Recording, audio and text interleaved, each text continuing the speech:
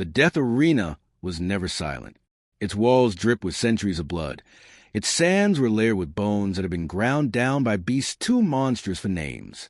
Here, kings proved cruelty, tyrants displayed power, and prisoners were nothing more than meat thrown to satisfy an audience's lust for gore.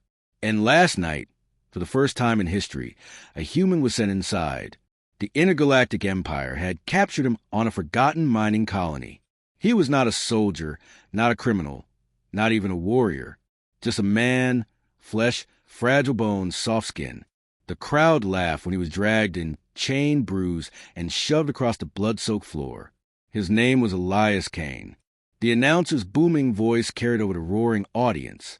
Tonight, we test the weakest species of the Outer Rim. No claws, no venom, no fangs. Just a human. Watch as he dies, screaming. The gates opened, and the beasts poured out. 6 of them. Scaled horrors with maws that split open like petals, teeth curved like sickles, eyes glowing with predatory hunger. They had slaughtered trained gladiators before, yet here was Elias, bare-handed, ribs cracked, stumbling on the sand. The crowd jeered. They expected the massacre to be over in minutes. But then the screaming began. Not Elias's screaming. The guards who had watched countless battles from behind iron bars swore later that the first sound was wrong. Too deep for a human throat, too sharp for a beast.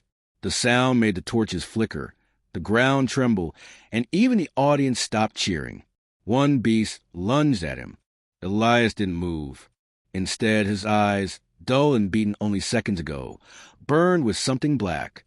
The beast froze midair, bones snapping inside his body before it even touched him. It collapsed in a heap, every rib broken inward, as though crushed by invisible fists. The second beast attacked. Elias only turned his head. Its jaw ripped open far too wide, its tongue slithering out before the creature convulsed and tore itself apart, spraying the sand with steaming gore. Silence fell over the arena. Elias stood taller now, chain still on his wrists, but his presence filled the space like a storm. His voice cut through the air, cold and hollow. You made a mistake bringing me here. The guards at the gate exchanged uneasy glances. Something about his tone felt ancient, not human at all. The remaining beasts circled him cautiously. They were predators, yet they hesitated as prey. One screeched and pounced. Elias caught it mid-leap with his chained hands. The chains glowed red-hot, fusing into his flesh, yet he didn't flinch. Instead, the beast began to shriek as its skin blistered, its insides boiling.